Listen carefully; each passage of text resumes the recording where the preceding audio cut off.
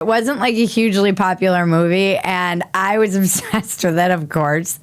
After a decade of Beauty and the Beast, Pretty Woman, and then Reality Bites, I needed some kind of psychological fix to justify how I was going to live with my horror-like ways. Dangerous Beauty is a 1998 historical drama starring Catherine McCormack, probably the most beautiful actress of the 90s, in my opinion, based on the true story of Veronica Franco, a 16th century Venetian courtesan and poet. The film follows Veronica Franco, a young woman from a middle-class Venetian family who dreams of marrying her childhood love, Marco Venier. However, when Marco's family rejects her because she lacks sufficient wealth and status, it was a fucking horrible time to be a woman. Veronica faces limited options in the rigid social hierarchy of Renaissance Venice. With her mother's guidance, she finds out her mom was a courtesan, and then Veronica chooses to become a courtesan, not just a prostitute, okay? Let's get it straight. She wasn't just a street-walking hooker. All right, buddy. Go ahead and unbutton your pants. Like Kit and Vivian. She was an educated, cultured companion to the wealthy and powerful men, you see. Mother, we can't go in there. Well, ladies can't go in there. Courtesans can.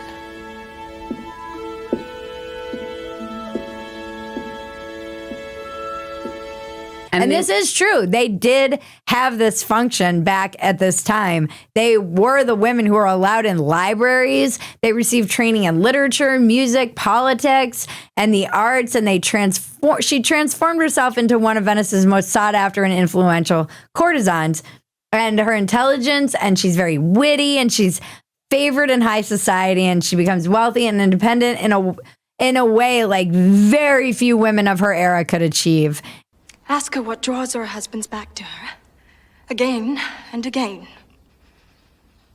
Like pigs to a trough. The Latin for banana is ariana. Banana tree is parlor.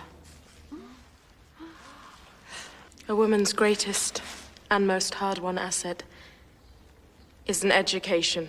And the story explores her complex relationship with Marco. They're very much in love. And her relationship with a French diplomat, and Venice faces threats from the Turkish fleet. You got to just watch the movie. It's long. I don't want to spoil all of it. It climaxes with Veronica facing trial by the Inquisition. Nobody expects the Spanish Inquisition! On charges of witchcraft, where she must defend not only her life, but her choices and her right to live as an independent woman. And then she and Marco reunite because there's this very grand scene that would never fucking happen, by the way.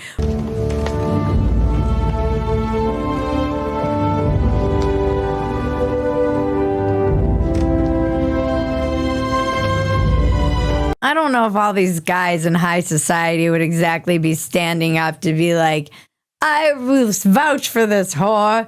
She's not a witch. And then all these powerful men stand up, and then she's like, I see, I'm not a witch. And then they reunite. But there were a lot of messages in this movie that were not great. One of them came from her best friend when she was jealous. So Veronica's taking her through the canals and saying, see what happens to whores like me. They don't all end up so free, because her friend is saying, you're free, you're lucky. I would much rather, I think she says, be dead than the like perpetual and consequence of being someone's wife. They're basically invisible. They can't say anything. They can't learn. They can't read. They have no freedom. It's horrible. And she's jealous, but then Veronica goes, no. This is where we go to die. It will not end here. Livia, Venice's reigning Venus. A jealous lover did that. Who wants her now? And it ends up pretty badly for most of them. And when she dies, she'll wonder why she obeyed all the rules of God and country, because no biblical hell could ever be worse than this state of perpetual inconsequence. It gives you this message that basically being a independent whore is a lot better than being a married woman. That's not ridiculous. That's not ridiculous to say that. It also has this like fake idea that if you're just sleeping around with a lot of powerful men, you're influencing these men. And it gives you a lot of justifications for like, oh, I'm just like this free, independent woman and I'm living this very exotic life and I'm flying all around. There are lots of modern courtesans like this now. And it's better than being whatever that is, an illiterate wife.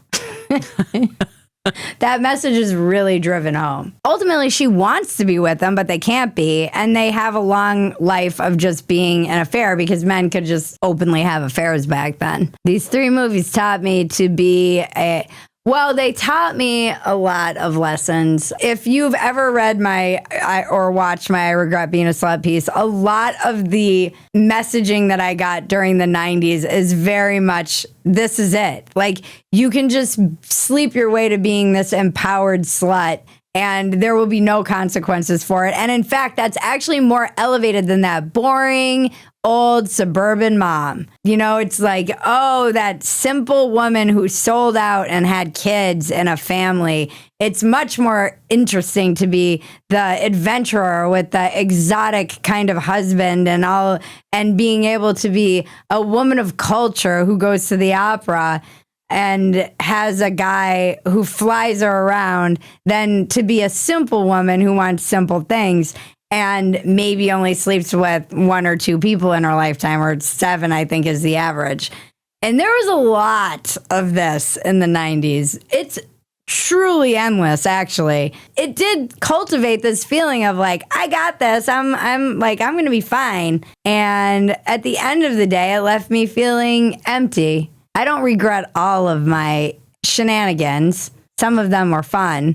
Nice. But ultimately, I was chasing the wrong things. I was chasing bells and whistles and adventure and wondering why I thought men were not great when I was chasing these kinds of guys that were like Troy from Reality Bites. I smoke my Camel Straights,